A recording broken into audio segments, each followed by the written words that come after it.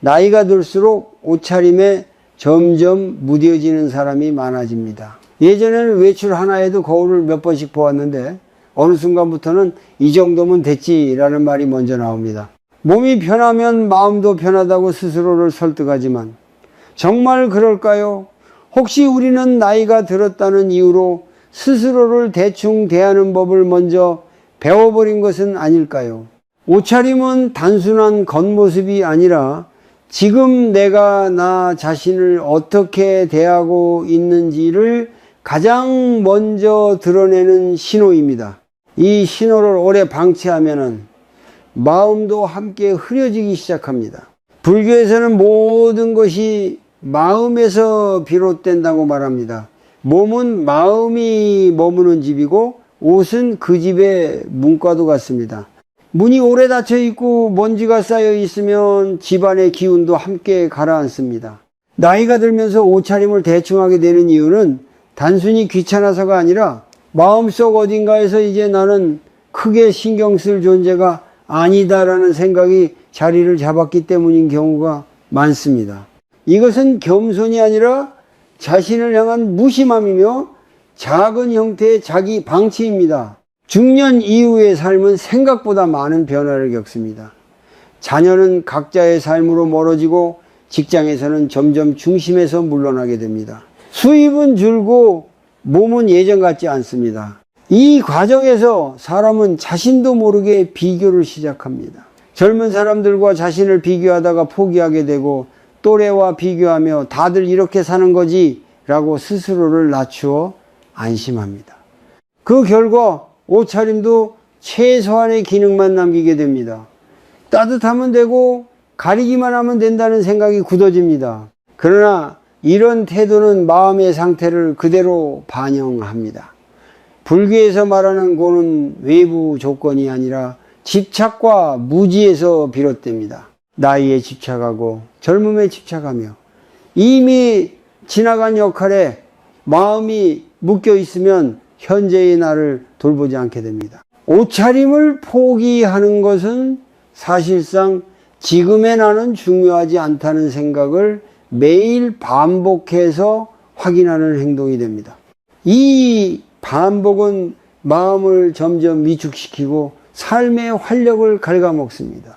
반대로 옷차림에 조금만 의식을 돌려보면 마음의 방향도 달라집니다. 여기서 말하는 것은 비싼 옷이나 화려한 차림이 아닙니다.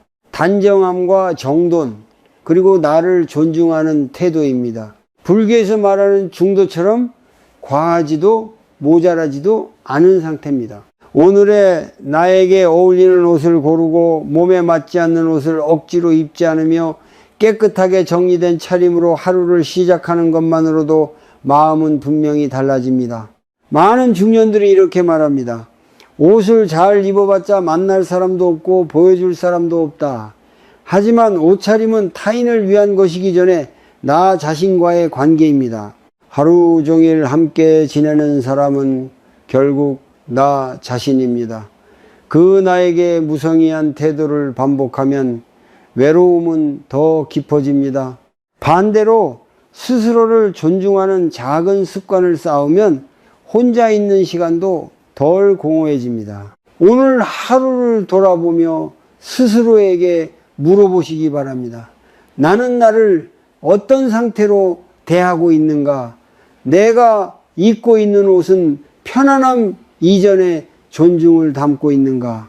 옷차림은 인생을 바꾸는 마법은 아니지만 마음이 무너지는 방향인지 다시 세워지는 방향인지를 조용히 알려주는 지표입니다. 나이가 들수록 옷차림이 중요해지는 진짜 이유는 바로 여기에 있습니다.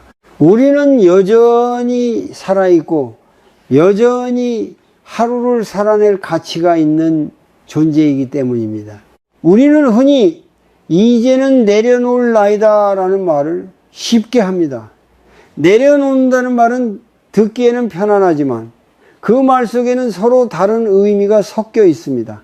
하나는 집착을 내려놓는 지혜이고 다른 하나는 자신을 돌보는 일을 포기하는 체념입니다. 많은 중년과 노년의 사람들은 이 두 가지를 구분하지 못한 채 옷차림부터 놓아버립니다. 그 결과 마음은 가벼워지기보다는 오히려 더 무거워집니다. 불교에서 말하는 내려놓음은 무관심이나 방임이 아닙니다. 집착을 내려놓는다는 것은 필요 없는 욕심과 비교를 내려놓는 것이지 자기 자신에 대한 존중까지 버리는 것이 아닙니다. 옷차림은 이 차이를 가장 쉽게 드러내는 영역입니다.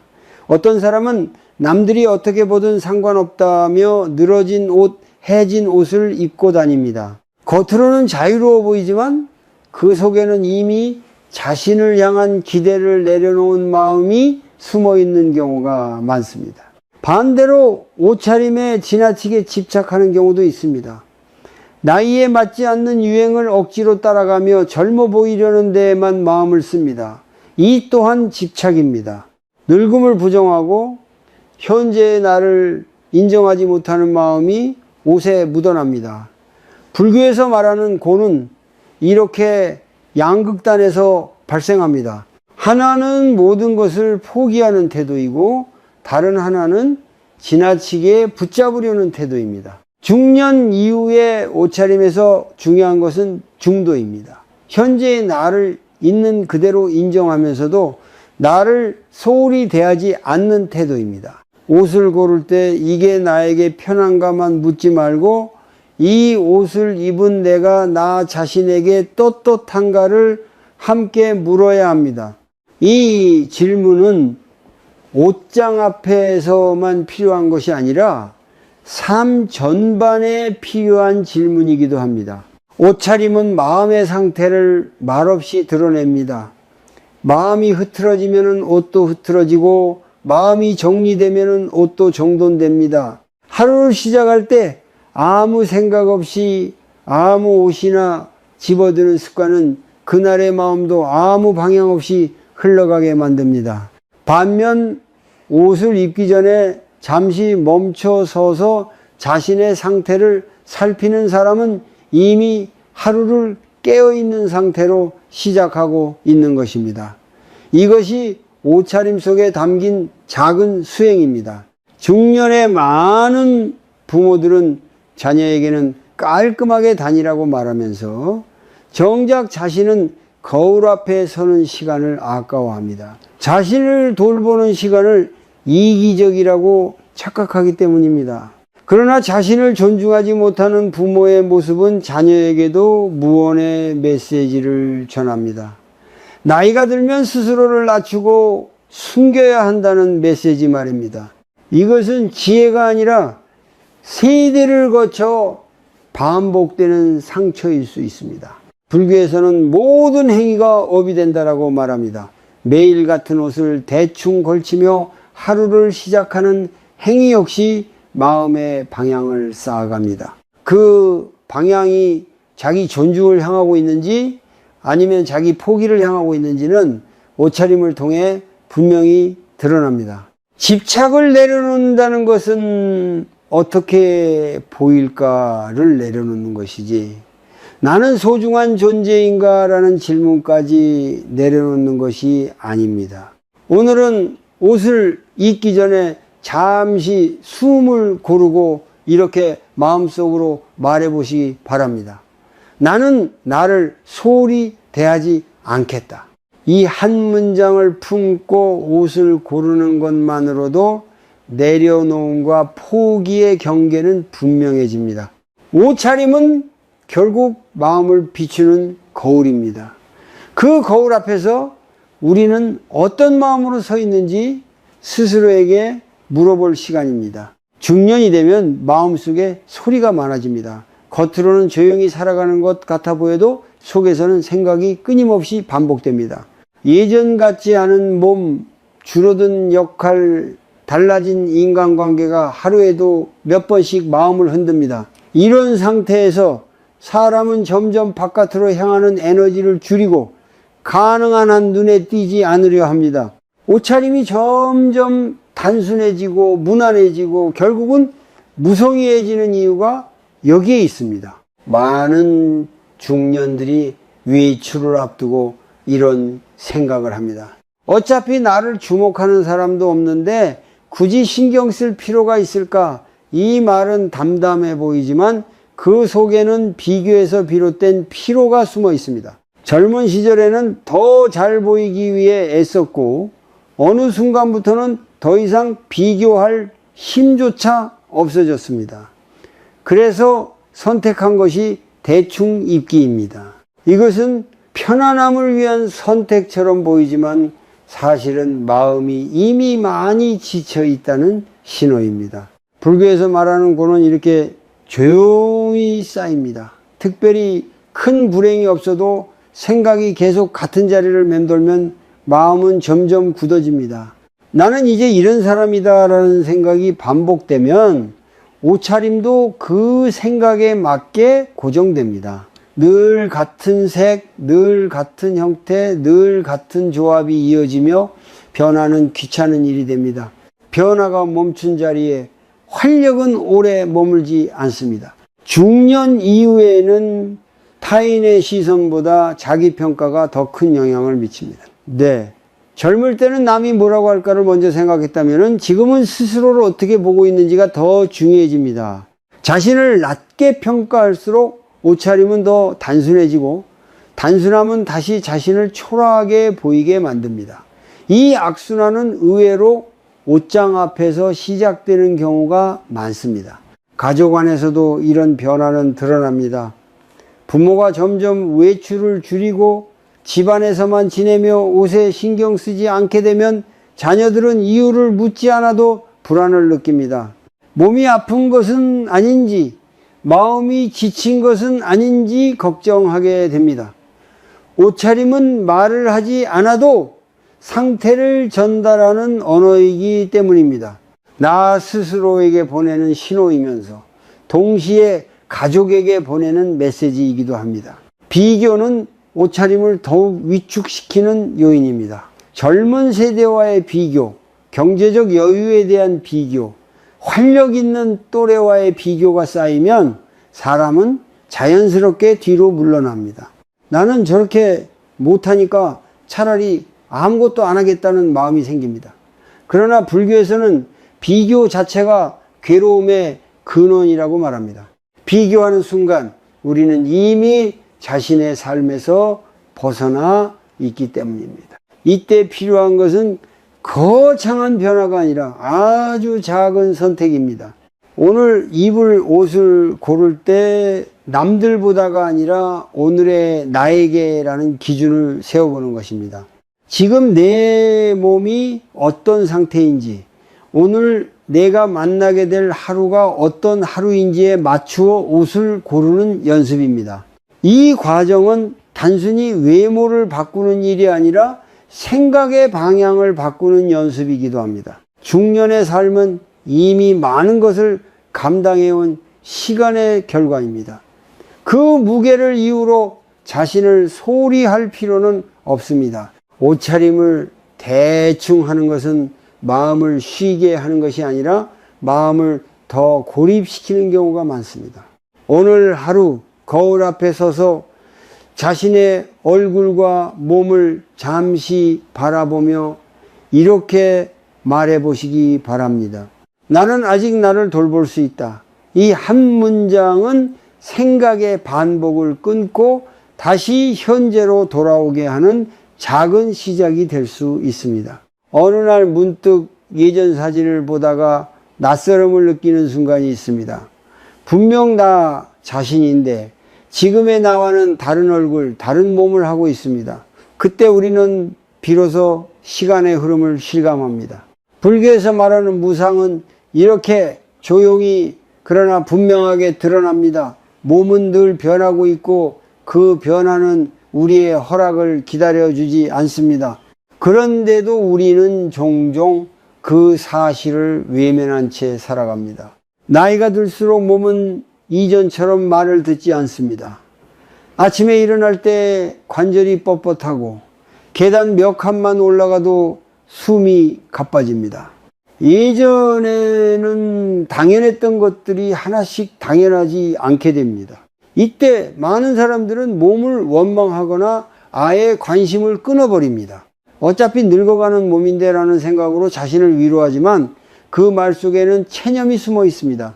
무상을 받아들이는 것과 체념하는 것은 전혀 다른 태도입니다. 불교에서 무상은 절망의 근거가 아니라 깨어있음의 이유입니다. 모든 것이 변하기 때문에 지금 이 순간이 소중해집니다. 지금의 몸도 다시 오지 않을 상태입니다.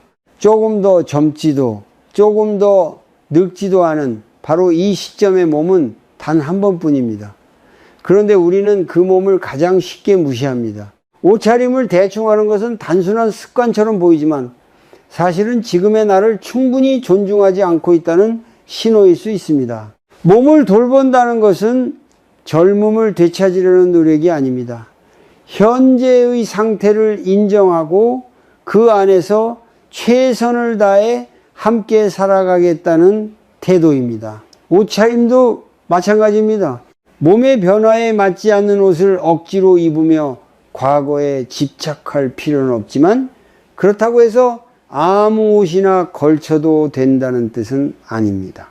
지금의 몸에 맞는 옷을 선택하는 일은 무상을 부정하는 것이 아니라 무상 속에서 지혜롭게 살아가는 방법입니다. 중년 이후에 많은 사람들은 체형 변화 때문에 거울을 피합니다. 배가 나오고 어깨가 굽고 피부가 예전 같지 않다는 이유로 자신의 모습을 똑바로 바라보지 않습니다. 그러나 피한다고 해서 사라지는 것은 없습니다. 오히려 외면할수록 마음속 불편함은 커집니다. 불교에서는 괴로움의 상당 부분이 외면에서 비롯된다고 말합니다. 있는 그대로를 보지 않기 때문에 마음은 계속 긴장 상태에 머뭅니다. 옷차림을 다시 살펴보는 일은 이 외면을 멈추는 작은 연습이 될 수 있습니다. 지금의 몸을 기준으로 옷을 고르고 불편한 부분을 억지로 숨기기보다 편안하게 감싸는 선택을 해보는 것입니다. 이는 체념이 아니라 수용이며 포기가 아니라 돌봄입니다. 무상을 인정한다는 것은 변화에 맞서 싸우는 것이 아니라 변화와 함께 걸어가는 것입니다. 가족과의 관계에서도 이 태도는 드러납니다. 부모가 자신의 몸을 귀하게 여기지 않으면 자녀들은 노화가 곧 포기라는 메시지를 배우게 됩니다. 반대로 나이가 들어서도 자신을 단정하게 대하고 현재의 몸을 존중하는 모습을 보인다면 그것은 말없는 가르침이 됩니다. 늙어간다는 것은 초라해지는 과정이 아니라 태도가 드러나는 과정이라는 것을 보여주는 것입니다. 오늘 하루 옷을 입기 전에 잠시 숨을 고르고 자신의 몸을 느껴보시기 바랍니다. 이 몸이 오늘 하루를 함께 살아갈 동반자라는 사실을 떠올려 보십시오. 무상한 몸이기에 더 함부로 대하지 않고 더 조심스럽게 함께 해야 합니다. 지금의 나를 존중하는 옷차림은 지나간 시간을 붙잡기 위한 것이 아니라 남아있는 시간을 온전히 살아가기 위한 준비입니다. 이 작은 태도의 전환이 마음의 방향을 바꾸는 시작이 될 수 있습니다. 많은 사람들은 수행이나 마음 공부를 특별한 시간과 장소에서만 이루어지는 것이라고 생각합니다. 조용한 방에서 앉아 명상을 하거나 절에 가서 기도를 드리는 순간만을 떠올립니다. 그러나 불교에서 말하는 수행은 삶과 떨어져 있지 않습니다. 오히려 일상의 가장 사소한 순간들이 수행의 자리가 됩니다. 그 중에서도 옷을 입는 행위는 우리가 매일 반복하면서도 거의 의식하지 않는 대표적인 순간입니다. 아침에 눈을 뜨고 옷장 앞에 서는 시간은 하루의 방향을 정하는 문턱과도 같습니다. 그때 마음이 급하면 손에 잡히는 대로 옷을 꺼내 입고 마음이 무거우면 아무 생각 없이 어두운 색만 고르게 됩니다. 이런 선택들은 작아 보이지만 마음의 상태를 그대로 반영합니다. 불교에서 말하는 마음과 행위는 늘 함께 움직입니다. 마음이 흐트러지면 행동도 흐트러지고 행동이 흐트러지면 마음도 다시 흐트러집니다. 옷차림을 하나의 수행으로 바라보기 시작하면 이 반복되는 악순환을 끊을 수 있습니다. 옷을 입기 전 잠시 멈춰서서 자신의 호흡을 느껴보는 것만으로도 충분합니다. 숨이 가쁜지 몸이 무거운지 마음이 조급한지 조용히 살펴보는 것입니다. 이 짧은 관찰은 지금 이 순간으로 돌아오게 하는 역할을 합니다. 불교에서 말하는 정념, 즉 깨어있는 기억이 바로 이런 상태입니다. 그 다음 옷을 고를 때 기준을 바꿔봅니다. 남에게 어떻게 보일지를 먼저 생각하기보다 오늘의 나에게 어떤 태도가 필요한지를 묻는 것입니다. 집에 머무는 날이라면 몸을 조이지 않으면서도 흐트러지지 않는 옷을 선택하고, 외출이 있다면 장소와 사람에 대한 예의를 담은 차림을 떠올립니다. 이 과정은 단순한 선택이 아니라 하루를 대하는 마음가짐을 정돈하는 과정입니다. 중년 이후에는 몸의 감각이 예전과 달라지기 때문에 옷을 입는 순간에도 불편함이 쉽게 쌓입니다. 이때 많은 사람들은 그 불편함을 무시하거나 참고 넘어갑니다. 그러나 수행의 관점에서는 불편함을 느끼는 순간이 오히려 중요한 지점입니다. 불편함은 지금의 선택이 나와 맞지 않는다는 신호입니다. 그 신호를 무시하지 않고 조정하는 연습이 바로 자기 돌봄이며, 이는 자비의 한 형태입니다. 옷을 정리하는 행위 또한 수행이 될 수 있습니다. 오래 입지 않는 옷, 지금의 몸에 맞지 않는 옷을 정리하며 과거의 나에 대한 집착을 내려놓는 연습을 할 수 있습니다. 그 옷에는 추억이 담겨 있을 수 있지만 추억과 현재를 구분하는 일은 중요합니다. 불교에서 말하는 내려놓음은 기억을 지우는 것이 아니라 지금의 삶에 맞지 않는 것을 붙잡지 않는 지혜입니다. 이렇게 옷차림을 수행으로 바라보면 하루가 조금 달라집니다. 거울 앞에 서는 시간이 자기 평가의 시간이 아니라 자기 관찰의 시간이 됩니다. 잘 보이려는 마음 대신 깨어 있으려는 마음이 앞서게 됩니다. 이런 태도는 옷차림을 넘어서 말투와 행동에도 자연스럽게 이어집니다. 마음이 정돈되면 움직임도 차분해지고 주변을 대하는 태도도 부드러워집니다. 오늘 하루 옷을 입는 순간을 흘려보내지 말고 작은 수행의 자리로 삼아 보시기 바랍니다. 한 벌의 옷을 고르며 지금 이 순간을 어떻게 살고 싶은가를 묻는 것만으로도 충분합니다. 수행은 멀리 있지 않습니다. 매일 반복되는 이 평범한 행위 속에 마음을 바로 세우는 길은 이미 열려 있습니다. 나이가 들수록 자신에게 인색해지는 사람들이 많습니다. 자녀에게는 좋은 것을 먹이고 입히려 하면서도 정작 자신에게는 이 정도면 충분하다는 말을 쉽게 합니다. 그 말은 검소함처럼 들리지만 그 속을 들여다보면 스스로를 뒤로 미루는 습관이 자리 잡고 있는 경우가 많습니다. 특히 옷차림에서 이런 태도는 가장 분명하게 드러납니다. 낡아도 괜찮고 어울리지 않아도 상관없다는 생각이 어느새 당연해집니다. 불교에서 말하는 자비는 타인을 향한 마음으로만 오해되기 쉽습니다. 그러나 자비의 출발점은 언제나 자기 자신입니다. 자신에게 차갑고 무심한 사람이 타인에게 따뜻해지기는 어렵습니다. 옷차림을 소홀히 하는 것은 단순한 생활 습관의 문제가 아니라 나 자신을 어떻게 대하고 있는가를 보여주는 태도일 수 있습니다. 몸을 감싸는 옷에 마음을 담지 않는다면 그 무심함은 하루 종일 나를 따라다닙니다. 중년 이후에 많은 사람들은 이렇게 말합니다. 나는 이미 충분히 희생했다. 가족을 위해, 자녀를 위해, 조직을 위해 자신의 시간을 써왔다는 자부심이 있습니다. 그러나 그 긴 시간 동안 자신을 돌보는 일은 늘 뒤로 밀려 있었습니다. 이제 역할이 줄어들고 시간이 생겼을 때조차 자신을 위해 무언가를 하는 것이 어색하게 느껴집니다. 옷을 새로 장만하거나 조금 더 신경 써서 입는 일이 괜히 사치처럼 느껴지기도 합니다.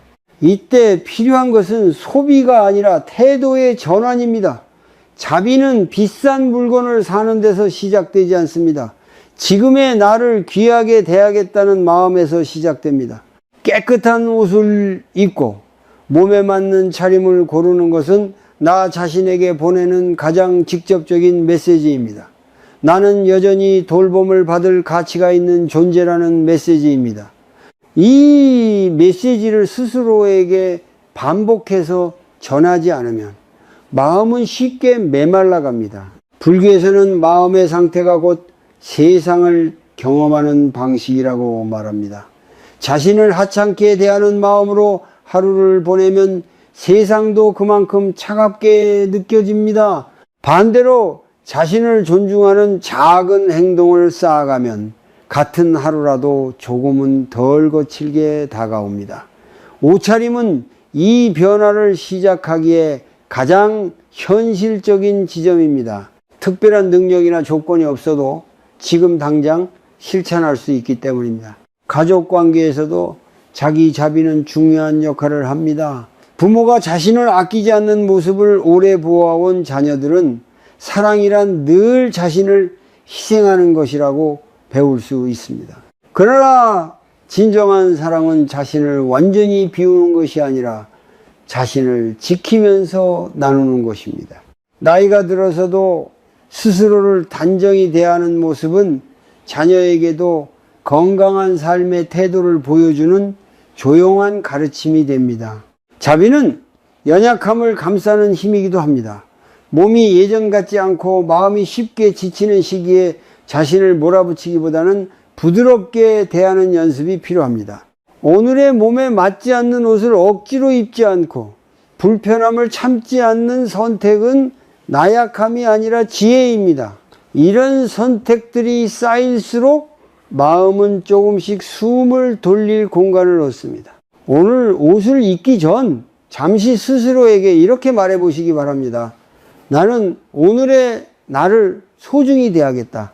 이 한 문장은 거창하지 않지만 마음의 방향을 바꾸는 힘을 지니고 있습니다. 옷차림을 통해 자신에게 자비를 건네는 연습은 중년 이후의 삶을 조금 더 따뜻하게 만드는 조용한 토대가 될 수 있습니다.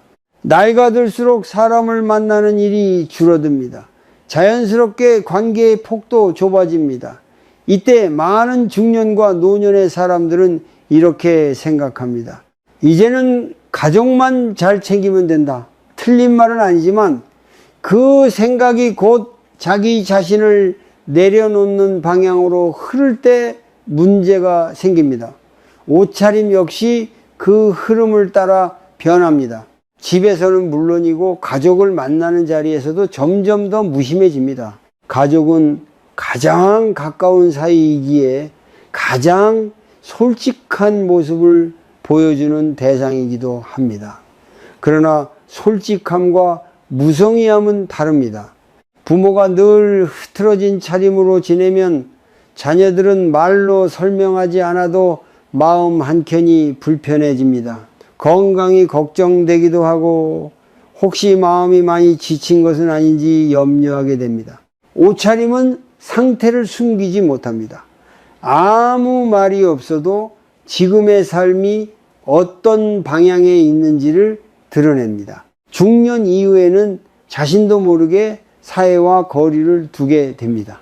예전처럼 일터에서 역할을 수행하지 않게 되고 인간관계도 점점 단순해집니다. 이 과정에서 옷차림은 이제 나는 뒤로 물러났다는 신호가 되기 쉽습니다. 그러나 이 신호는 주변 사람들에게도 그대로 전달됩니다. 가족은 물론이고 이웃과 지인들도 그 사람을 대하는 태도를 조금씩 바꾸게 됩니다.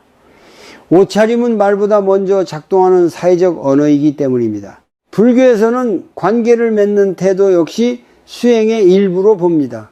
타인을 존중하는 마음은 행동과 형식 속에 자연스럽게 드러납니다. 옷차림은 상대에 대한 예의를 담는 가장 기본적인 형식입니다. 화려할 필요는 없지만 상대를 마주할 준비가 되어 있다는 신호는 필요합니다. 가족이라 해도 예외는 아닙니다. 오히려 가장 가까운 사람일수록 그 마음을 더 자주 표현해야 합니다. 많은 부모들은 자녀에게 부담이 될까봐 스스로를 더 숨깁니다. 괜히 신경 쓰게 하지 말자는 마음으로 자신을 돌보지 않습니다. 그러나 그 배려는 종종 반대로 작용합니다. 부모가 자신을 소홀히 대할수록 자녀는 더 많은 걱정을 안게 됩니다. 단정한 옷차림은 나는 잘 지내고 있다는 메시지를 전하는 조용한 방법입니다. 말로 설명하지 않아도 안심을 전할 수 있습니다. 사회적 관계에서도 옷차림은 중요한 역할을 합니다. 나이가 들수록 새로운 관계를 맺기 어렵다고 느끼지만 그 어려움의 일부는 스스로 만든 거리에서 비롯되기도 합니다. 자신을 드러내지 않으려는 마음이 옷차림에 묻어나면 타인도 쉽게 다가오기 어렵습니다. 반대로 편안하면서도 정돈된 차림은 말을 걸기 쉬운 분위기를 만듭니다. 이는 운이나 재능의 문제가 아니라 태도의 문제입니다.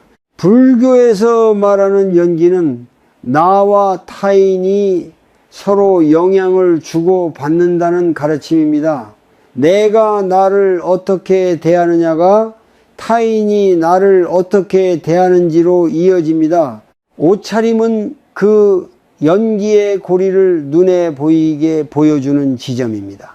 스스로를 존중하는 태도는 자연스럽게 관계의 질을 바꿉니다. 오늘 가족을 만나거나 누군가를 마주할 일이 있다면 그 자리를 떠올리며 옷을 골라 보시기 바랍니다. 상대를 위한 배려이자 나 자신을 지키는 선택이라는 점을 기억해 보십시오.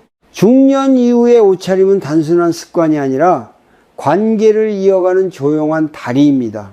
그 다리를 어떻게 놓을지는 지금 이 순간의 선택에 달려 있습니다.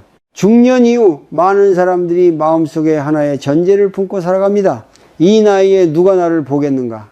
이 생각은 겸손처럼 들리지만 사실은 스스로를 삶의 무대에서 내려오게 만드는 강한 기대이자 단정입니다.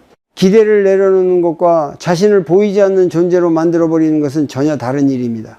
그러나 우리는 이 둘을 쉽게 혼동합니다. 그 혼동은 옷차림에서 가장 먼저 드러납니다. 이제는 편하면 된다라는 말 뒤에는 종종 포기가 숨어 있습니다.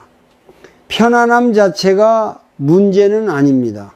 문제는 그 편안함이 마음의 긴장을 완전히 풀어버리는 방향으로 흘러갈 때입니다. 불교에서 말하는 내려놓음은 집착을 내려놓는 것이지 삶에 대한 태도까지 풀어헤치는 것이 아닙니다. 그런데 많은 사람들은 나이를 이유로 품위와 긴장을 함께 내려놓아도 된다고 착각합니다. 중년 이후의 기대 중 하나는 타인의 시선에 대한 오해입니다. 젊을 때는 과도하게 남의 시선을 의식했고 이제는 그 반대로 아무도 나를 보지 않는다고 믿어버립니다. 그러나 타인의 시선이 줄어든 것이지 완전히 사라진 것은 아닙니다. 가족, 이웃, 스쳐 지나가는 사람들까지 우리는 여전히 관계 속에 존재합니다. 단지 그 관계의 밀도가 달라졌을 뿐입니다. 이때 중요한 것은 누가 나를 보느냐가 아니라 내가 나를 어떻게 보고 있느냐입니다. 스스로를 이미 끝난 존재처럼 대하면 삶도 그 방향으로 흘러갑니다. 옷차림은 그 태도를 매일 확인하는 도구가 됩니다. 거울 앞에서 아무 감정 없이 옷을 입는 순간 우리는 무의식적으로 이렇게 말하고 있을지도 모릅니다. 나는 이제 신경 쓸 필요가 없다.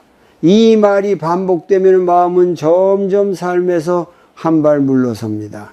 불교에서는 기대가 곧 괴로움의 씨앗이 된다고 말합니다. 젊음에 대한 기대, 인정받고 싶은 기대, 여전히 중심에 있고 싶은 기대가 충족되지 않을 때 괴로움이 생깁니다. 그런데 또 하나의 위험한 기대가 있습니다. 바로 아무 기대도 하지 않아도 된다는 기대입니다.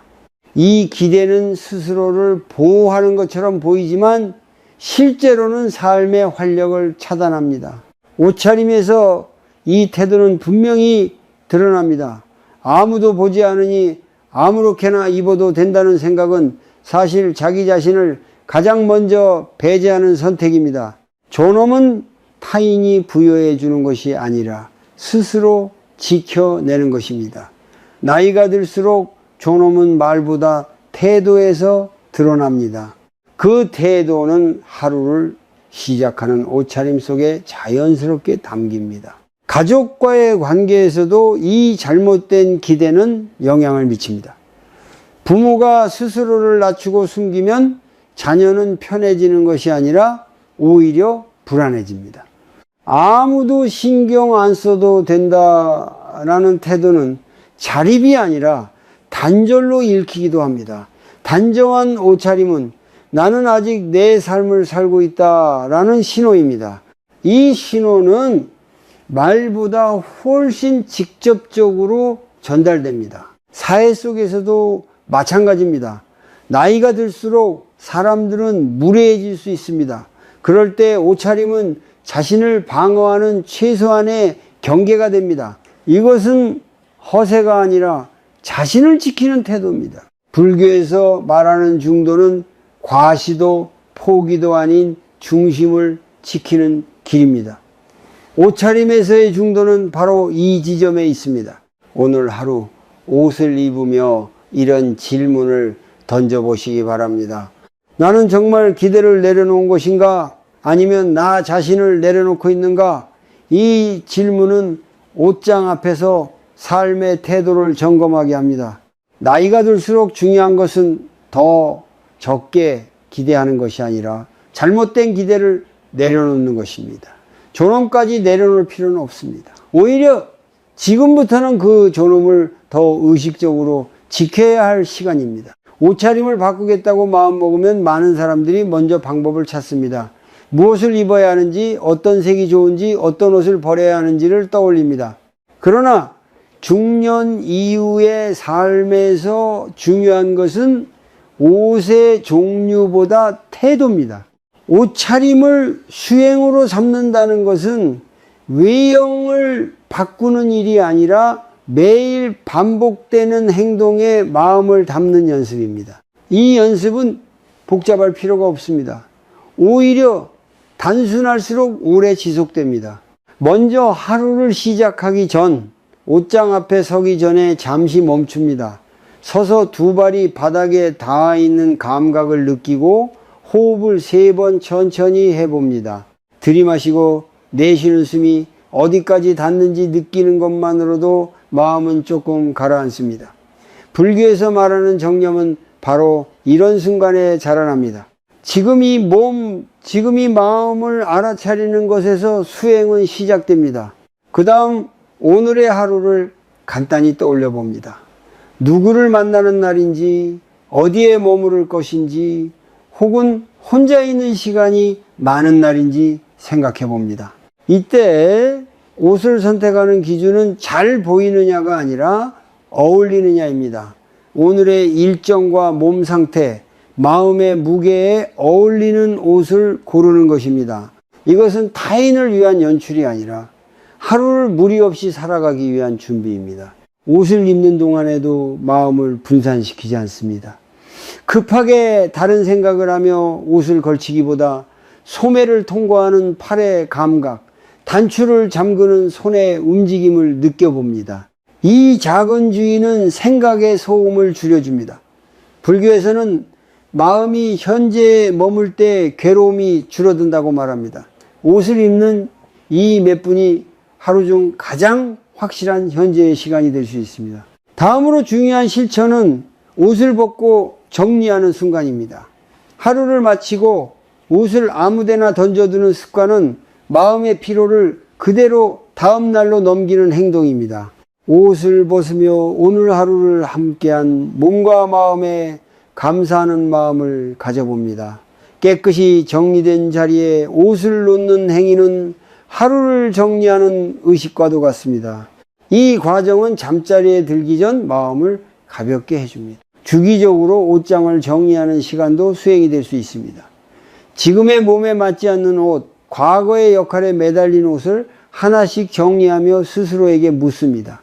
이 옷은 지금의 나에게 필요한가? 이 질문은 옷을 넘어서 삶 전반에 적용될 수 있습니다.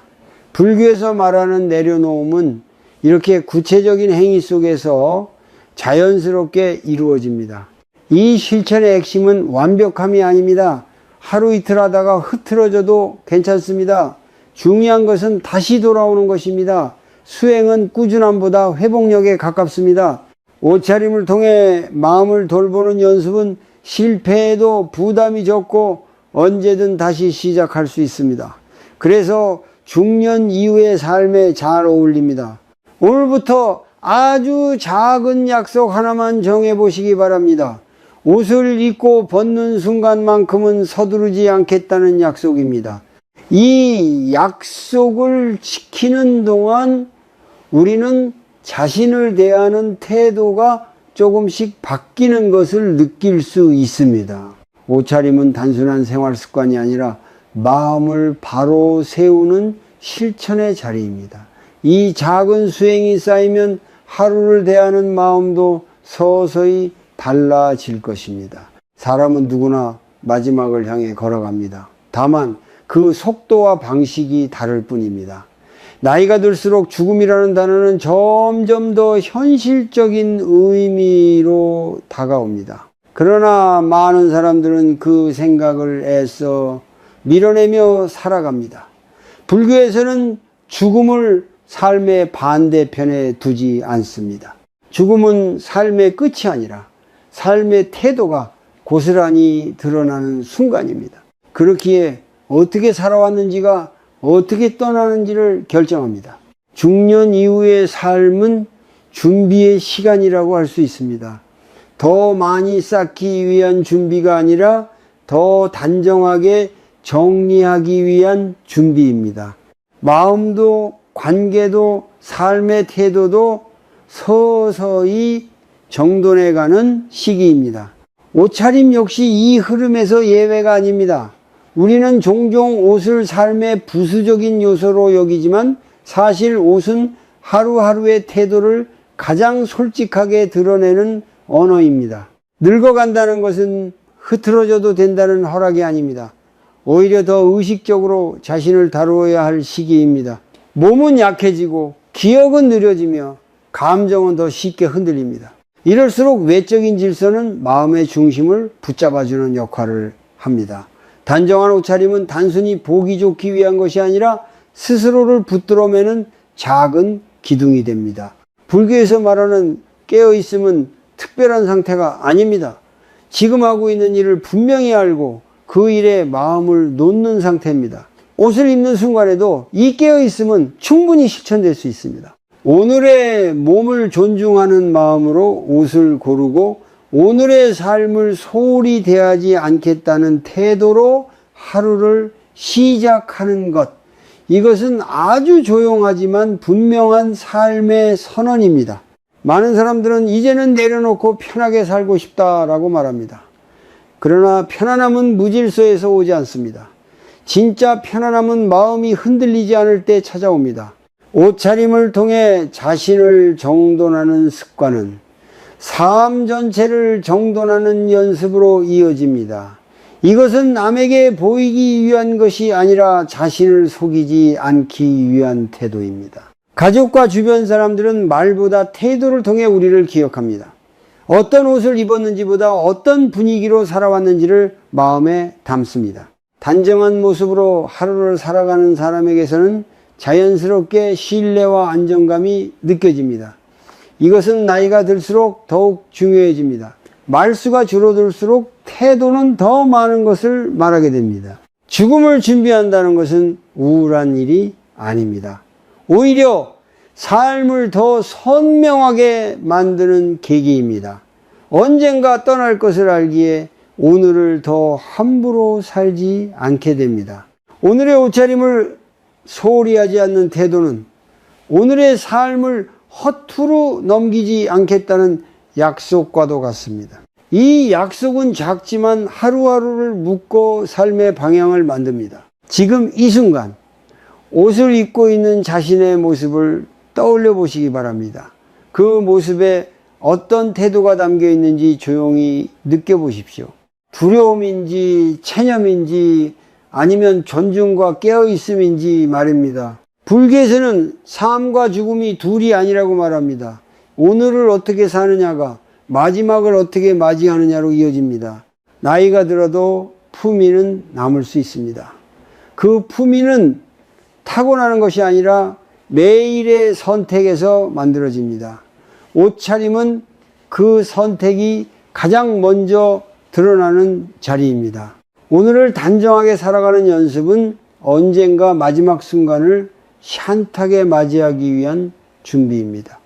삶의 끝을 향해 가는 길 위에서 우리는 여전히 선택할 수 있습니다. 어떻게 걷고 어떤 태도로 하루를 살아낼 것인지를 말입니다. 사랑하는데도 마음이 자꾸 아픈 관계가 있습니다. 자주 만나고 자주 이야기하고 늘 곁에 있는데도 돌아서면 허전해지는 관계. 왜 이렇게 애를 쓰는데 마음은 더 외로워질까요?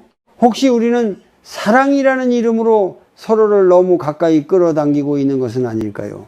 부모와 자식이라는 이유만으로 늘 가까워야 한다고 믿어온 것은 아닐까요? 오늘 이 이야기는 사랑을 줄이자는 말이 아닙니다. 오히려 오래 사랑하기 위해 잠시 거리를 바라보자는 이야기입니다. 많은 부모들은 이렇게 말합니다. 나는 자식을 위해서라면 뭐든지 할 수 있어. 그 말 속에는 진심이 있습니다. 젊은 시절을 거의 다 바쳐 아이를 키웠고 자신의 욕심보다는 아이의 앞날을 먼저 생각하며 살아왔습니다. 그래서 중년이 지나고 노년에 접어들수록 삶의 중심에는 여전히 자식이 놓여 있습니다. 하루의 안부도 기분의 좋고 나쁨도 마음의 평온도 자식에게 달려있는 것처럼 느껴집니다. 문제는 바로 그 지점에서 시작됩니다. 자식을 너무 자주 만나고 너무 자주 들여다보고 너무 자주 걱정할수록 마음은 편안해지기보다 오히려 더 불안해집니다. 말 한마디에 서운해지고 표정 하나에 상처를 받고 작은 선택 하나에도 마음이 흔들립니다. 겉으로는 괜찮다고 말하지만 집에 돌아오면 마음이 무겁습니다. 왜 이런 일이 반복될까요? 불교에서는 이것을 집착이라고 말합니다. 집착은 소유하려는 마음이 아니라 기대하려는 마음에서 시작됩니다. 이 정도 했으면 알아줘야지 부모 마음을 조금은 이해해줘야 하는 것 아닌가. 이 기대가 충족되지 않을 때 우리는 사랑받지 못한다고 느끼고 괴로워집니다. 그러나 자식은 이미 자신의 삶을 살아가는 존재입니다. 부모의 마음과 다른 선택을 할 수 있고 다른 속도로 살아갈 수 있습니다. 그 사실을 머리로는 알지만 마음은 쉽게 따라주지 않습니다. 여기서 중요한 질문 하나를 던져야 합니다. 우리가 괴로운 이유는 정말로 자식을 덜 만나서일까요? 아니면 자식을 내 마음대로 이해하고 싶어서일까요? 자주 만난다는 것은 관계를 유지하는 하나의 방식일 뿐 사랑의 깊이를 보장해 주지는 않습니다. 오히려 너무 잦은 만남은 비교와 평가, 잔소리와 오해를 낳기 쉽습니다. 오늘의 말투, 어제와 달라진 반응, 사소한 생활 습관까지 눈에 들어오기 시작하면 마음은 점점 예민해집니다. 그렇게 부모는 자신도 모르게 불안해지고 자식은 자신도 모르게 부담을 느끼게 됩니다. 이때 마음속에서 반복되는 생각이 있습니다. 내가 이렇게까지 하는데 이 생각이 계속 돌아갈수록 관계는 무거워집니다. 불교에서 말하는 고는 바로 이런 반복되는 생각에서 자라납니다. 상황이 괴로운 것이 아니라 상황을 붙잡고 놓지 못하는 마음이 괴로운 것입니다. 부모와 자식은 가장 가까운 인연이지만 동시에 가장 쉽게 상처를 주고받는 관계이기도 합니다. 기대가 크기 때문입니다. 기대가 크면 실망도 커지고 실망이 쌓이면 사랑은 서운함으로 변합니다. 그래서 어떤 부모는 말합니다. 자식이 있는데도 외롭다. 이 말은 자식이 없어서가 아니라 마음이 너무 묶여있기 때문에 나오는 말입니다. 오늘 이 이야기를 들으며 누군가는 마음이 불편해질 수도 있습니다. 그럼 자주 만나지 말라는 말인가? 부모가 참아야 한다는 이야기인가? 아직 답을 서두를 필요는 없습니다. 지금은 다만 한 가지 사실만 가만히 바라보면 됩니다. 너무 가까이 있을수록 사랑이 커지는 관계도 있지만 너무 가까이 있어서 숨이 막히는 관계도 있다는 사실입니다. 이 영상의 여정은 여기서부터 시작됩니다. 자주 만나지 않아도 사랑이 이어질 수 있는 방법. 거리를 두어도 마음이 멀어지지 않는 관계. 그리고 무엇보다 자식을 통해서가 아니라 자기 자신의 마음으로 평온해지는 길. 다음 이야기에서는 사랑이 언제부터 통제가 되었는지, 그리고 그 통제가 어떻게 우리를 지치게 만드는지 조금 더 깊이 들여다보겠습니다. 사랑은 언제부터 이렇게 무거워졌을까요? 처음에는 걱정이었고, 그 다음에는 조언이었고, 어느 순간부터는 간섭이 되었습니다. 부모는 여전히 사랑하고 있다고 느끼지만은 자식은 점점 숨이 막힌다고 느끼는 순간들이 늘어납니다. 이 차이는 어디에서 비롯되는 것일까요? 많은 부모들은 말합니다. 내가 해봐서 아는 거야. 너를 위해서 하는 말이야. 이 말에는 경험에서 나온 진심이 담겨 있습니다. 그러나 그 진심이 전달되는 방식은 종종 다르게 받아들여집니다. 사랑이 걱정이라는 얼굴을 쓰고 걱정이 통제라는 옷을 입기 시작할 때 관계의 공기는 서서히 답답해집니다. 불교에서는 마음이 불안할수록 밖을 붙잡으려는 성향이 강해진다고 말합니다. 자신의 마음이 흔들릴수록 타인을 통해 안정을 얻고자 합니다. 자식의 삶이 잘 굴러가고 있는지, 문제는 없는지, 혹시라도 잘못된 선택을 하고 있는 것은 아닌지 계속 확인하려 듭니다. 이때 부모 스스로는 알아차리지 못합니다. 지금 이 마음이 사랑이 아니라 두려움에서 나오고 있다는 사실을 말입니다. 통제는 대부분 불안에서 시작됩니다. 통제하고 싶다는 것은 상대를 믿지 못해서가 아니라 사실은 자기 자신을 믿지 못해서 생겨나는 경우가 많습니다. 자식이 힘들어질까 두렵고 그 힘든 모습을 감당할 자신이 없어서 미리 막아주고 싶어집니다. 하지만 삶은 막아줄 수 있는 것이 아니라 스스로 통과해야 하는 과정입니다. 부모가 자식을 너무 자주 만나고 너무 많이 관여할수록 자식의 삶은 점점 보고해야 하는 삶이 됩니다. 오늘은 뭐 먹었는지, 왜 그런 선택을 했는지, 왜 그렇게 살고 있는지 설명해야 하는 삶. 처음에는 이해해주고 싶은 마음이었지만 반복될수록 자식은 자신의 삶을 스스로 살고 있다는 감각을 잃어갑니다. 그때부터 관계는 서서히 긴장 속으로 들어갑니다. 여기서 중요한 것은 통제는 결코 의도적으로 시작되지 않는다는 점입니다. 대부분의 부모는 자신이 통제하고 있다고 생각하지 않습니다. 오히려 나는 참 많이 참는다고 느낍니다. 하지만 참는다는 말 속에는 이미 기대가 숨어 있습니다. 그 기대가 충족되지 않을 때 말투가 바뀌고 표정이 달라집니다. 말은 하지 않아도 분위기는 전해집니다. 심리적으로 보면은 부모와 자식 사이에는 쉽게 동일시가 일어납니다. 자식의 성취는 곧 나의 성취가 되고 자식의 실패는 곧 나의 실패처럼 느껴집니다. 이 동일시는 사랑처럼 보이지만 사실은 경계를 흐리게 만듭니다. 경계가 흐려질수록 감정은 서로 뒤섞이고 작은 일에도 상처가 깊어집니다. 불교에서는 이를 나와 너를 구분하지 못하는 마음이라고 설명합니다. 각자는 각자의 인연과 업을 가지고 살아가는데 그 경계를 인정하지 않으면 고통이 생깁니다. 자식의 삶을 내 삶처럼 느끼는 순간 부모는 쉬지 못합니다. 항상 마음이 바쁘고 늘 뭔가를 바로잡아야 할 것 같은 상태에 머물게 됩니다. 이때 필요한 것은 자식을 바꾸는 일이 아닙니다. 자식의 선택을 수정하는 것도 아닙니다. 먼저 돌아봐야 할 것은 지금 내 마음이 얼마나 불안한지입니다. 자식이 아니라 내 마음이 쉬고 싶어 하는 것은 아닌지 스스로에게 물어봐야 합니다. 잠시 멈추어 이렇게 해보십시오.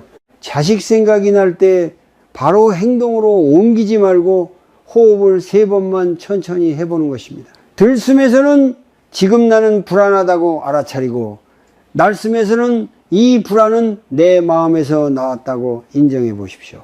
이 짧은 멈춤만으로도 통제는 조금씩 힘을 잃기 시작합니다. 사랑이 통제가 되지 않으려면 먼저 내 마음을 다스릴 수 있어야 합니다. 그래야만 자식에게서 한 발 물러설 수 있고 그 한 발의 거리가 오히려 관계를 숨쉬게 만듭니다. 다음 이야기에서는 불교가 말하는 거리의 의미를 통해 왜 떨어져 있어도 마음은 더 가까워질 수 있는지 살펴보겠습니다. 예. 사람들은 흔히 이렇게 생각합니다. 가족이니까 부모와 자식이니까 멀어지면 안 된다고 말입니다. 하지만 불교의 가르침은 조금 다른 방향을 가리킵니다. 가장 가까운 관계일수록 오히려 올바른 거리가 필요하다고 말합니다. 그 거리는 사랑이 식어서 생기는 것이 아니라 집착이 줄어들 때 자연스럽게 생겨나는 거리입니다. 불교에서 말하는 첫 번째 핵심은 무상입니다. 모든 것은 변합니다. 사람도 관계도 감정도 변합니다. 자식 역시 예외가 아닙니다. 어린 시절의 자식, 청년기의 자식, 중년이 되어가는 자식은 모두 다른 존재입니다. 그런데 부모의 마음은 종종 한 시점에 머뭅니다. 아직도 예전의 모습을 기준으로 자식을 바라보고 그 기준에 맞지 않을 때 괴로워합니다. 이 괴로움은 자식이 변했기 때문이 아니라 부모의 마음이 변화를 따라가지 못해서 생깁니다. 무상을 받아들이지 못하면 변화는 배신처럼 느껴집니다. 예전에는 안 그랬는데 라는 말이 자주 떠오른다면 그 마음 속에는 무상을 거부하는 집착이 숨어 있습니다. 두 번째는 무아입니다. 불교는 어떤 존재도 완전히 내 것일 수 없다고 말합니다. 자식은 부모의 몸을 빌려 이 세상에 왔을 뿐 부모의 소유가 아닙니다. 하지만 많은 부모는 마음속 깊은 곳에서 자식을 자신의 일부처럼 느낍니다. 그래서 자식이 다른 선택을 하면 마치 내가 부정당한 것처럼 아파합니다. 이 동일시는 자연스럽게 생기지만 그대로 두면 고통의 씨앗이 됩니다. 자식의 삶과 나의 삶이 섞여버리면 어느 쪽도 자유롭지 못해집니다. 부모는 늘 걱정 속에 머물고 자식은 늘 설명해야 하는 존재가 됩니다. 불교에서 말하는 무아는 냉정해지라는 말이 아니라 서로를 분리해서 바라보라는 가르침입니다. 분리할 때 비로소 존중이 시작됩니다. 세 번째는 중도입니다. 너무 멀어지는 것도 너무 가까워지는 것도 모두 극단입니다. 중도란 딱 적당한 거리를 찾는 지혜입니다. 자주 만나지 않는다고 해서 사랑이 없는 것이 아니고 자주 만난다고 해서 사랑이 깊은 것도 아닙니다. 중요한 것은 만나는 횟수가 아니라 그 만남에 어떤 마음으로 임하느냐입니다. 부모가 자식을 만날 때 늘 조언해야 한다는 마음으로 다가가면 만남은 피곤해집니다. 반대로 있는 그대로를 보고 듣겠다는 마음으로 다가가면 짧은 만남도 충분해집니다. 중도의 관점에서 보면은 거리는 줄이거나 늘리는 대상이 아니라 마음의 태도에 따라 자연히 조정되는 것입니다. 여기서 거리란 물리적인 거리만을 의미하지 않습니다. 정서적인 거리, 기대의 거리, 간섭의 거리까지 포함합니다. 같은 집에 살아도 정서적 거리가 적절할 수 있고 멀리 살아도 마음이 편안할 수 있습니다. 불교는 이 정서적 거리를 가장 중요하게 봅니다. 정서적 거리가 적절하다는 것은 자식의 감정을 자식의 것으로 돌려보낼 수 있다는 뜻입니다. 기분이 나빠 보여도 바로 개입하지 않고 선택이 마음에 들지 않아도 침묵할 수 있는 힘입니다. 이 힘은 차가움이 아니라 자제력에서 나옵니다. 자제력은 사랑을 억누르는 것이 아니라 사랑이 상처로 변하지 않게 지켜주는 장치입니다. 이쯤에서 스스로에게 조용히 물어보면 좋겠습니다. 나는 자식을 사랑하고 있는가? 아니면 자식을 통해 안심하고 싶은가? 이 질문은 자책을 위한 것이 아닙니다. 마음을 정직하게 들여다보기 위한 질문입니다. 이 차이를 알아차리는 순간 관계를 대하는 태도가 달라지기 시작합니다. 간단한 실천 하나를 제안합니다. 자식에게 연락하고 싶어질 때 바로 전화를 걸기 전에 잠시 멈추어 보십시오. 그리고 마음속으로 이렇게 말해보는 것입니다. 이 연락은 사랑인가 불안인가? 불안해서 나온 연락이라면 오늘은 하지 않아도 괜찮습니다. 그 하루의 침묵이 관계를 망치지 않습니다. 오히려 숨을 고르게 해줍니다. 불교에서 말하는 거리는 멀어짐이 아닙니다. 서로의 삶을 존중하는 공간입니다. 그 공간이 있을 때 사랑은 눌리지 않고 흐를 수 있습니다. 다음 이야기에서는 왜 가까울수록 사소한 갈등이 커지고 그 갈등이 부모의 마음을 더 지치게 만드는지 살펴보겠습니다. 가까이 지낼수록 더 잘 이해하게 될 것이라고 믿습니다. 하지만 현실에서는 정반대의 경험을 하는 경우가 많습니다. 자주 볼수록, 자주 이야기할수록 마음이 편해지기보다는 오히려 사소한 일에 마음이 걸리고 작은 말에도 상처를 받습니다. 왜 이런 일이 생길까요? 부모와 자식이 너무 자주 만나게 되면 삶의 세세한 부분까지 자연스럽게 드러나게 됩니다. 식사 습관, 말투, 표정, 생활 리듬, 소비 방식까지 눈에 들어옵니다. 처음에는 그냥 보이던 것들이 어느 순간부터는 판단의 대상이 됩니다. 왜 그렇게 먹을까? 왜 저렇게 말할까? 왜 굳이 저런 선택을 할까? 이런 생각들이 쌓이면서 마음속에 작은 불편함이 자라납니다. 이 불편함은 대부분 말로 표현되지 않습니다. 부모는 참고 넘깁니다. 괜히 말해서 사이가 틀어질까봐, 잔소리하는 사람으로 보일까봐 마음속에 담아둡니다. 하지만 말하지 않는다고 해서 감정이 사라지는 것은 아닙니다. 오히려 쌓인 감정은 표정과 분위기로 흘러나옵니다. 자식은 그 미묘한 변화를 감지합니다. 그리고 이유를 모른 채 부담을 느끼게 됩니다. 심리적으로 보면 갈등의 크기는 사건의 크기와 비례하지 않습니다. 갈등은 누적된 감정에서 터져 나옵니다. 아주 작은 말 한마디가 큰 상처가 되는 이유는 그 말 자체 때문이 아니라 그 이전에 쌓여있던 서운함과 피로 때문입니다. 자주 만날수록 이런 감정의 누적은 빨라집니다. 불교에서는 이를 번뇌의 미세한 축적이라고 설명합니다. 큰 욕심이나 큰 분노만이 고통을 만드는 것이 아닙니다.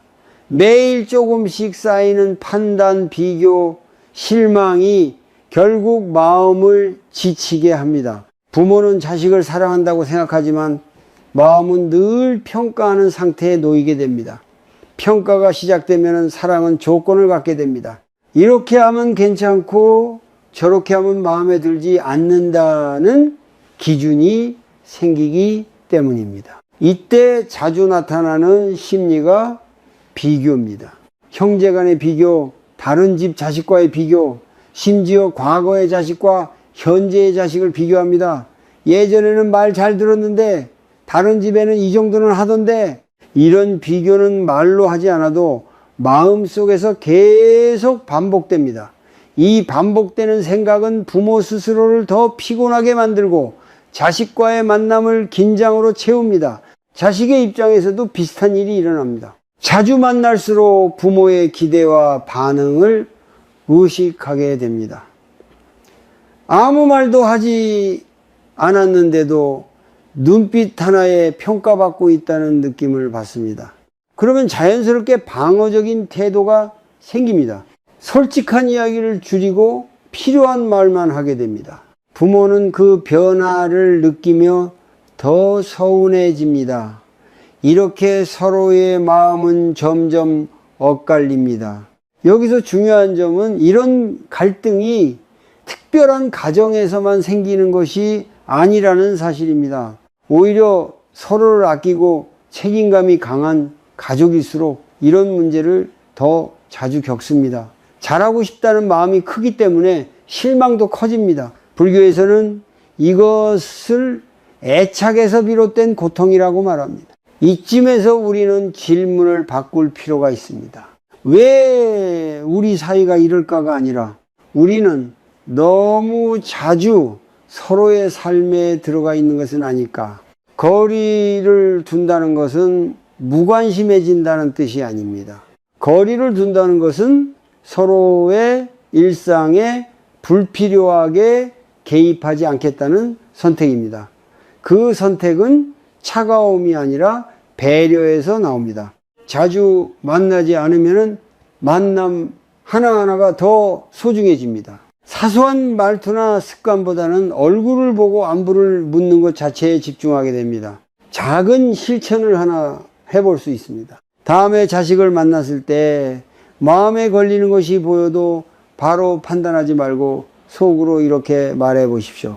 이건 내 삶이 아니라 저 사람의 삶이다. 이 한 문장은 마음속에서 불필요한 평가를 멈추게 하는 역할을 합니다. 평가가 멈추면 감정의 누적도 느려집니다. 자주 만나서 생기는 갈등은 사랑이 부족해서가 아닙니다. 오히려 사랑을 너무 가까이에서 쓰고 있기 때문에 생깁니다. 다음 이야기에서는 왜 부모가 자식을 자신의 일부처럼 느낄 때 더 깊은 고통이 생기는지 그 마음의 구조를 조금 더 들여다보겠습니다.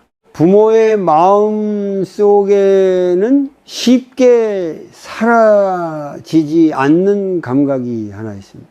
자식은 나와 떨어진 존재이지만 동시에 나의 연장선처럼 느껴진다는 감각입니다.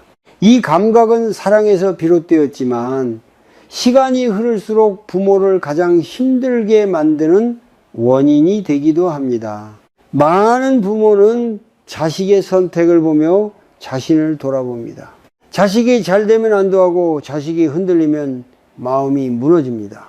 겉으로는 네 인생은 네 인생이라고 말하지만 마음속 깊은 곳에서는 여전히 자식의 삶을 자신의 성적표처럼 받아들이고 있습니다. 이때 부모는 자식이 아니라 자신의 마음을 살피고 있는지도 모릅니다. 불교에서는 이런 상태를 동일시라고 말합니다. 나와 타인의 경계가 흐려진 상태입니다. 자식의 기쁨을 내 기쁨으로 느끼는 것은 자연스럽지만 자식의 불안과 실패까지 모두 내 것으로 끌어안기 시작하면 마음은 쉴 수 없습니다. 이 동일시는 사랑처럼 보이지만 실제로는 큰 부담을 만들어냅니다. 자식이 부모의 기대와 다른 길을 선택할 때 부모의 마음은 두 번 아파집니다. 한 번은 저 아이가 힘들까봐 아프고 또 한 번은 내가 잘못 키운 것은 아닐까라는 생각 때문에 아픕니다. 이 두 번째 고통은 자식 때문이 아니라 자식을 나의 일부로 여기는 마음에서 나옵니다. 심리적으로 보면 이런 동일시는 부모 자신의 삶이 충분히 채워지지 않았을 때 더 강해집니다. 자식이 삶의 중심이 되면 자식의 삶이 흔들릴 때 내 삶 전체가 흔들립니다. 그래서 부모는 자식에게 더 가까이 다가가고 더 많이 관여하려 합니다. 하지만 그럴수록 자식은 점점 멀어지고 싶어집니다. 이 간극에서 관계의 고통이 깊어집니다. 불교에서 말하는 무아는 바로 이 지점에서 중요해집니다. 무아는 아무것도 중요하지 않다는 말이 아니라 어떤 존재도 나의 소유가 아니라는 깨달음입니다. 자식은 부모의 삶을 대신 살아주기 위해 태어난 존재가 아닙니다. 각자 자신의 인연과 과제를 안고 이 세상에 왔을 뿐입니다. 이 사실을 받아들이지 못하면 사랑은 쉽게 집착으로 변합니다.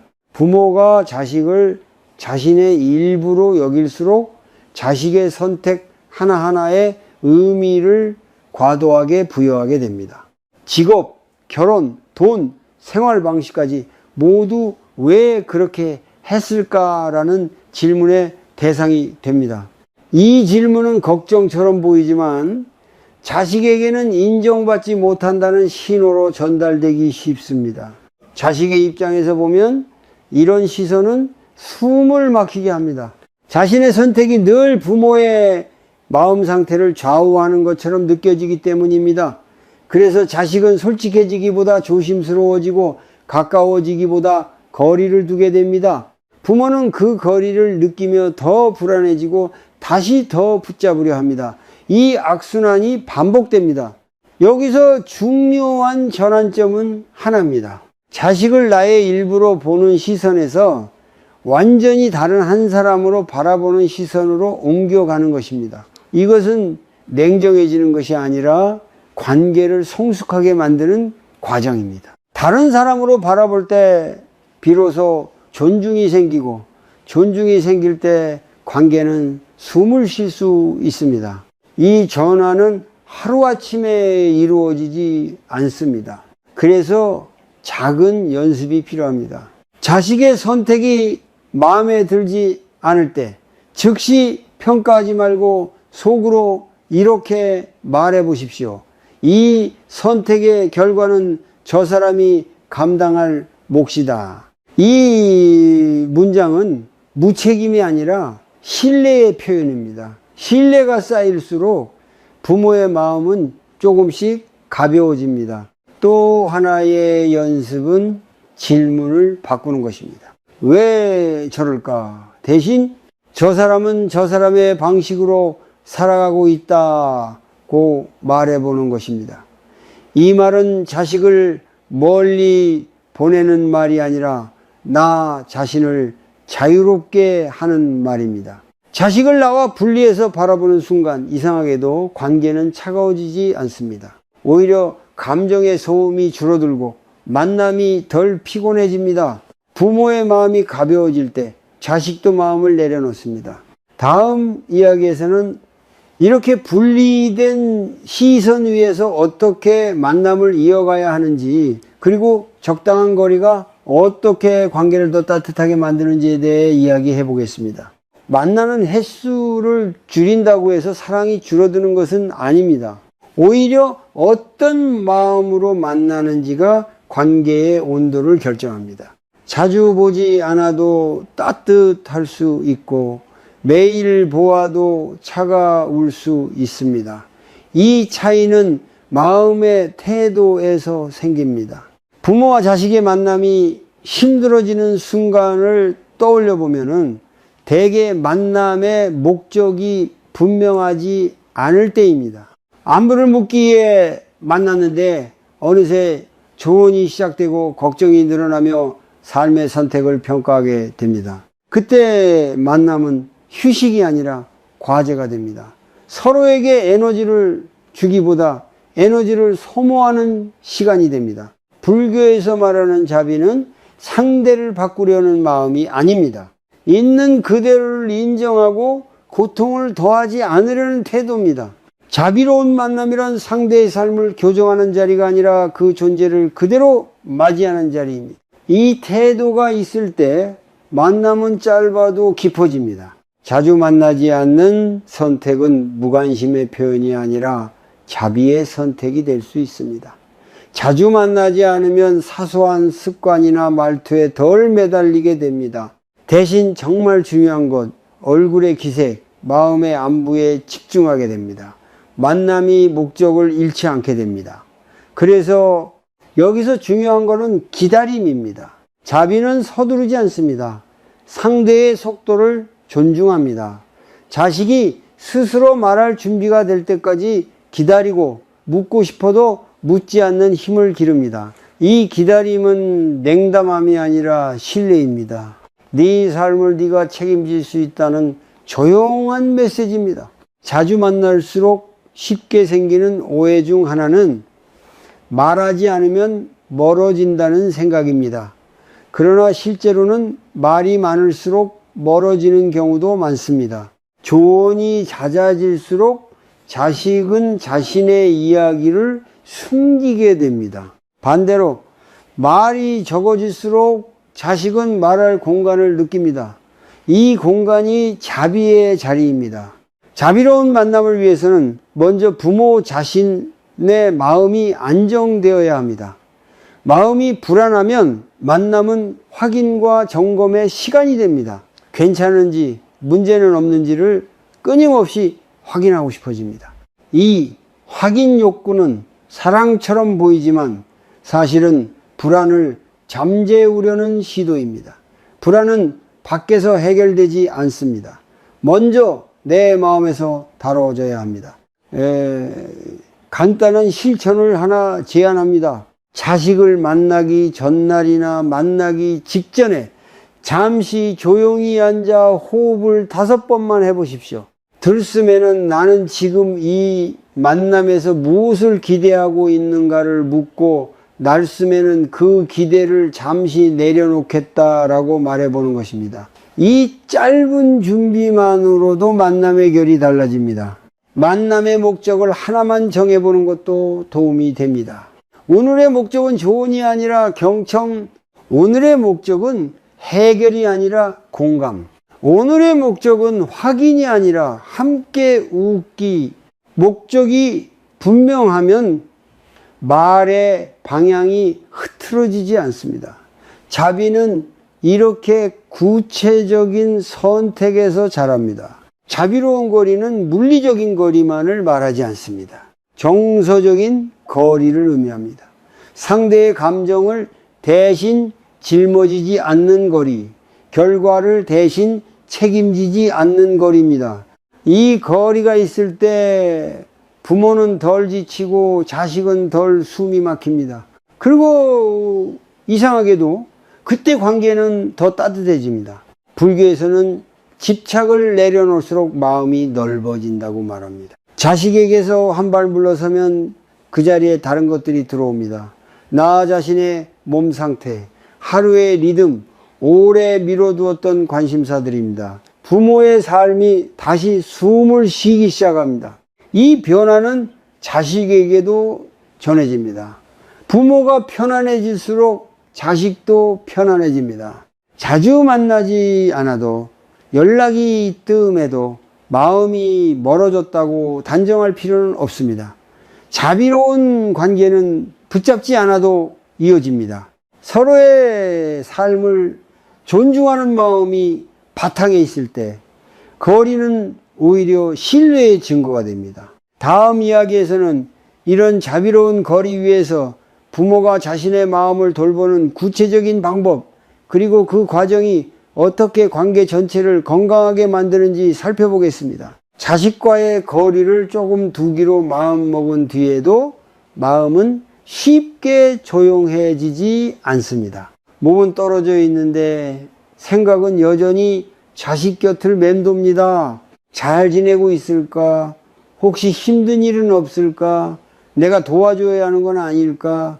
이런 생각은 하루에도 여러 번 반복됩니다.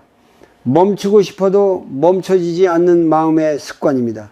불교에서는 이것을 번뇌의 반복이라고 말합니다. 같은 생각이 계속 돌아가는 이유는 문제가 해결되지 않아서가 아니라 마음이 안심하지 못하기 때문입니다. 이때 중요한 것은 생각의 내용을 바꾸는 것이 아니라 생각을 대하는 태도를 바꾸는 것입니다. 생각을 없애려 할수록 오히려 더 커집니다.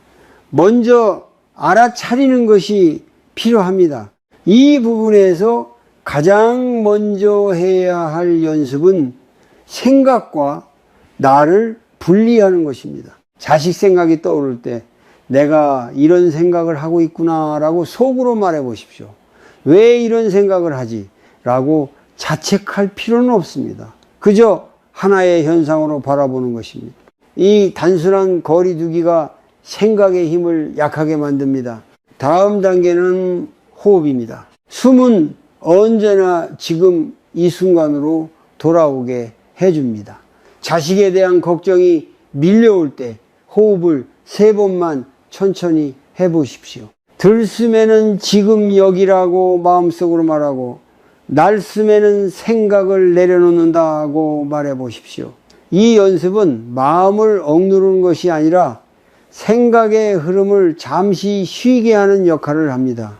이때에 자주 나타나는 또 하나의 마음은 죄책감입니다. 이렇게 신경을 덜 써도 되나?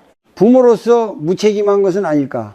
이 죄책감은 사랑에서 나온 것이지만 오래 붙잡고 있으면 스스로를 괴롭히는 채찍이 됩니다. 불교에서는 자비를 타인에게만 쓰지 말고 자신에게도 쓰라고 말합니다. 자신에게 가혹한 마음은 결국 관계 전체를 지치게 만듭니다. 자비의 관점에서 보면 자식을 걱정하지 않는 것이 아니라 걱정에 끌려가지 않는 것이 중요합니다. 걱정이 올라오면은 지금 걱정하고 있구나 라고 알아차리고 그 감정을 그대로 두는 연습을 합니다. 밀어내지도 따라가지도 않습니다. 감정은 억누르지 않아도 따라가지 않아도 자연히 잦아듭니다. 하루에 한 번 짧은 시간을 정해보는 것도 도움이 됩니다. 예를 들어 하루 중 10분만 자식 걱정 시간으로 정합니다. 그 시간에는 마음껏 생각해도 괜찮습니다. 하지만 그 시간이 지나면 다시 현재의 일로 돌아옵니다. 이 연습은 생각을 통제하려는 것이 아니라 생각의 경계를 만들어주는 연습입니다. 경계가 생기면 마음은 덜 휘둘립니다. 또 하나 중요한 연습은 몸을 돌보는 것입니다. 생각이 많아질수록 몸은 긴장해 있습니다. 어깨가 굳고 숨이 얕아지고 잠이 얕아집니다. 이럴 때는 마음을 설득하려 하지 말고 몸부터 풀어주는 것이 좋습니다. 가벼운 산책, 스트레칭, 따뜻한 차 한 잔도 충분한 수행이 됩니다. 몸이 조금 느슨해지면 마음도 자연히 따라옵니다. 불교 수행에서 강조하는 지금 여기는 거창한 깨달음이 아닙니다. 설거지를 하며 물의 온도를 느끼고 밥을 먹으며 씹는 감각을 느끼는 것, 이런 작은 순간들이 생각의 반복을 끊어주는 힘을 가집니다. 자식 생각이 날 때마다 현재의 감각으로 돌아오는 연습을 해보십시오. 이 과정에서 중요한 태도는 성과를 기대하지 않는 것입니다. 오늘은 잘 되다가도 내일은 다시 마음이 흔들릴 수 있습니다. 그것이 실패는 아닙니다. 마음은 원래 그렇게 움직입니다. 불교에서 말하는 수행은 잘 되는 날을 늘리는 것이 아니라 흔들리는 날에도 자신을 비난하지 않는 연습입니다. 자식과의 거리를 유지하는 연습은 곧 자기 자신과 가까워지는 연습입니다. 자식에게 쓰던 에너지를 조금씩 자신에게 돌려보십시오. 잠을 충분히 자고 있는지, 몸이 보내는 신호를 무시하고 있지는 않은지 살펴보는 것부터 시작해도 좋습니다. 부모가 자기 삶을 돌보기 시작할 때 관계는 자연히 가벼워집니다. 다음 이야기에서는 자식이 아닌 나 자신의 삶을 중심에 두는 것이 왜 중요한지, 그리고 그것이 결코 이기적인 선택이 아닌 이유에 대해 이어서 이야기해 보겠습니다. 자식과의 거리를 조금씩 조정하다 보면 어느 순간 공허함이 찾아올 수 있습니다. 그동안 삶의 중심에 있던 대상이 한 발 멀어졌기 때문입니다. 이때 많은 부모는 스스로에게 이렇게 묻습니다. 그럼 이제 나는 무엇으로 살아야 하나? 이 질문은 매우 중요합니다. 그리고 피해야 할 질문이 아니라 오히려 늦기 전에 만나야 할 질문입니다. 부모의 삶이 오랫동안 자식을 중심으로 돌아갔다면 그 역할이 느슨해질 때 허전함이 생기는 것은 자연스러운 일입니다. 문제는 이 허전함을 다시 자식으로 채우려 할 때 관계의 고통이 반복된다는 점입니다. 불교에서는 삶의 중심이 바깥에 있을수록 마음은 불안해진다라고 말합니다. 자식, 배우자, 돈, 사회적 역할 같은 외적 대상의 삶의 의미를 걸어두면 그 대상이 흔들릴 때 마음도 함께 흔들립니다. 자식이 잘 지내면 안도하고 자식이 힘들어 보이면 하루가 무너집니다. 이런 구조에서는 평온이 오래 머물 수 없습니다. 그래서 불교 수행에서 중요한 것은 삶의 중심을 다시 자신에게로 가져오는 일입니다. 이것은 자식을 버리거나 무시하라는 뜻이 아닙니다. 자식이 내 삶의 전부가 되지 않게 하라는 뜻입니다. 부모에게도 부모 자신의 삶이 있고 그 삶은 존중받아야 합니다. 중년 이후의 삶은 새로운 중심을 세워야 하는 시기입니다. 체력은 예전 같지 않고 사회적 역할도 서서히 줄어듭니다.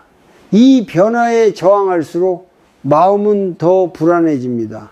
반대로 이 시기를 받아들이면 삶은 다른 깊이를 가지기 시작합니다. 이때 필요한 것은 대단한 목표가 아니라 일상의 작은 균형입니다.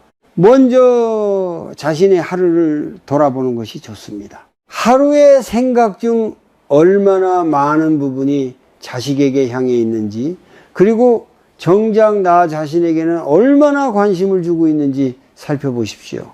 자식 생각이 하루의 대부분을 차지하고 있다면 그것은 사랑이 아니라 과도한 의존일 수 있습니다.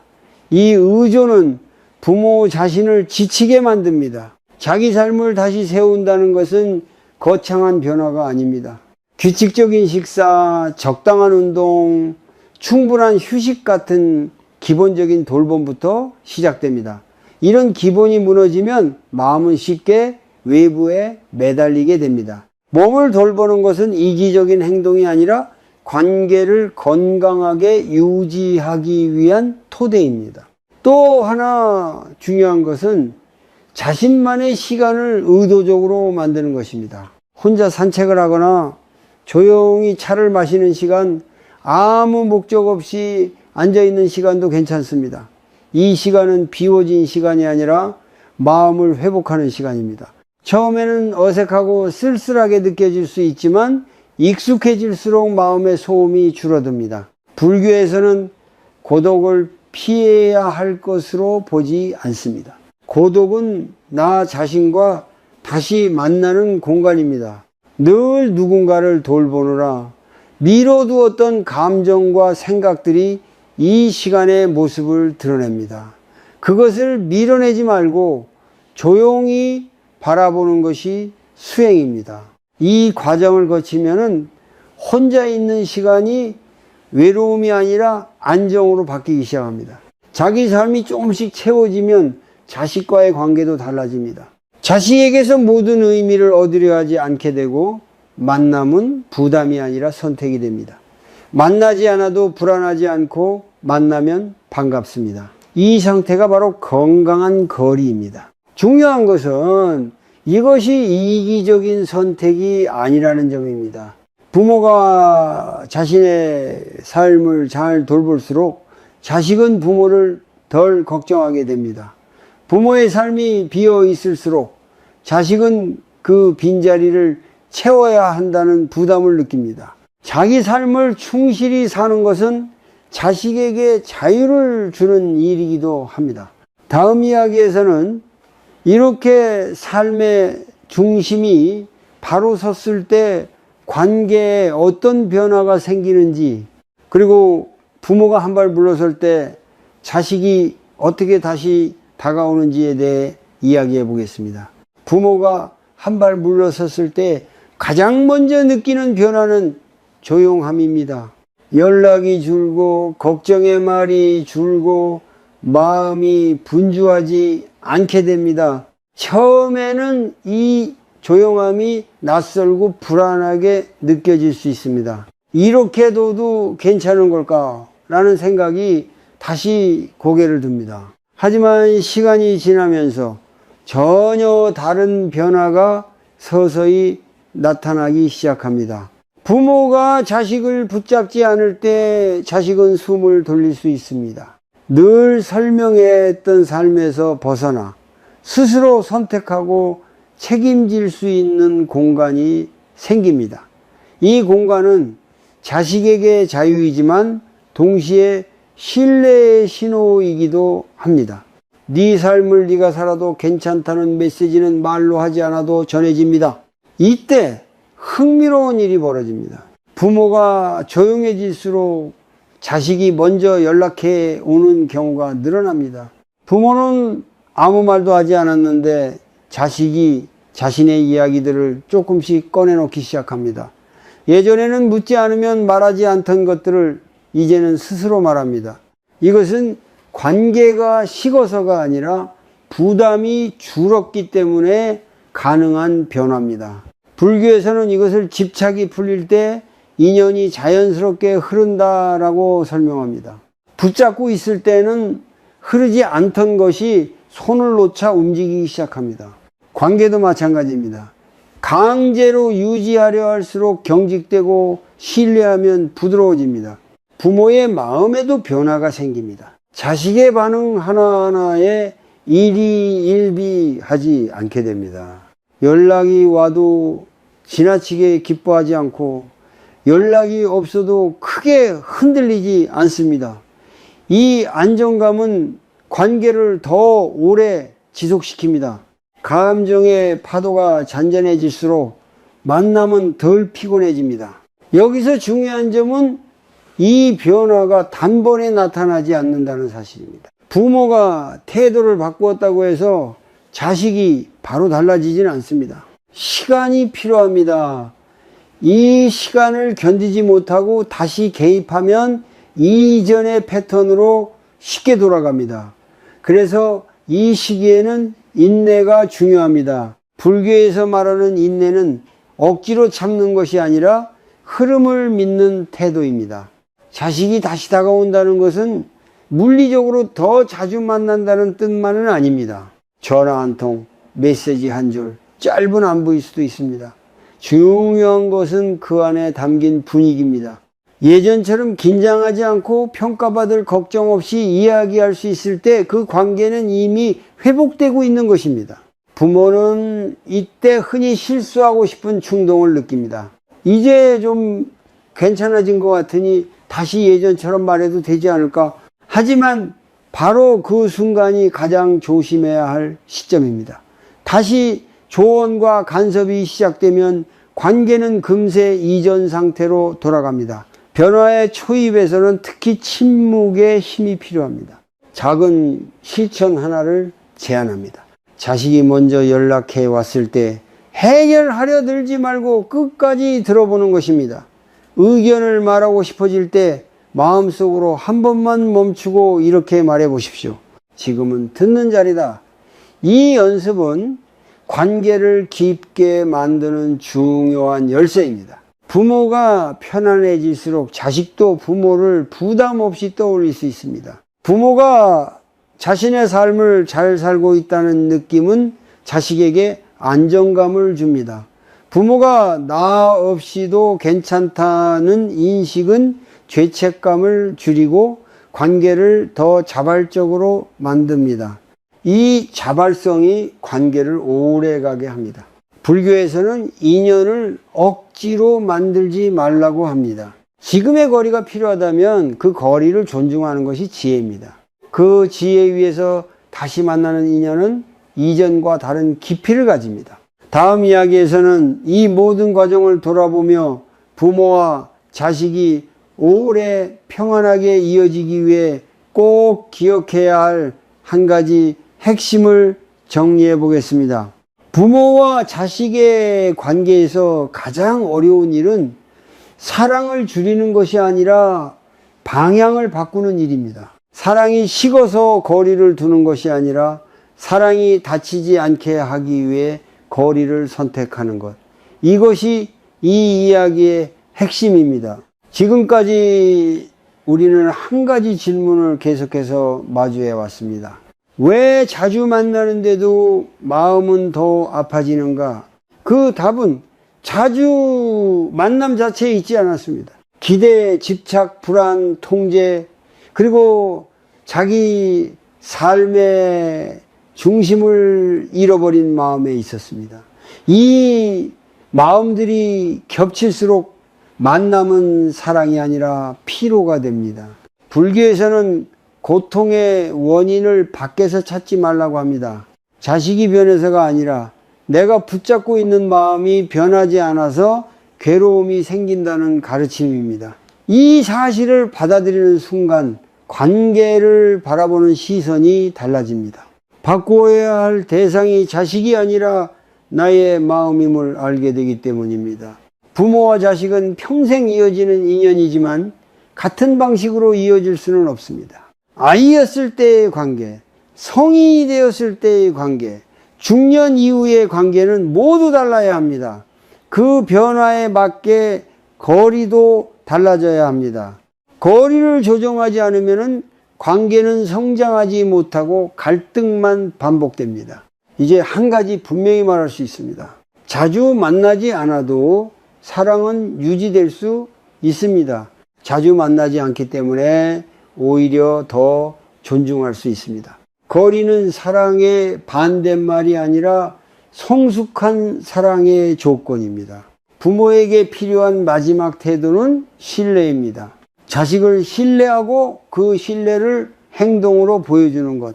묻지 않아도 기다릴 수 있고 개입하지 않아도 지켜볼 수 있는 힘입니다. 이 힘은 하루아침에 생기지 않습니다. 하지만 반복된 선택 속에서 조금씩 자랍니다. 작은 정리를 하나 해보면 좋겠습니다.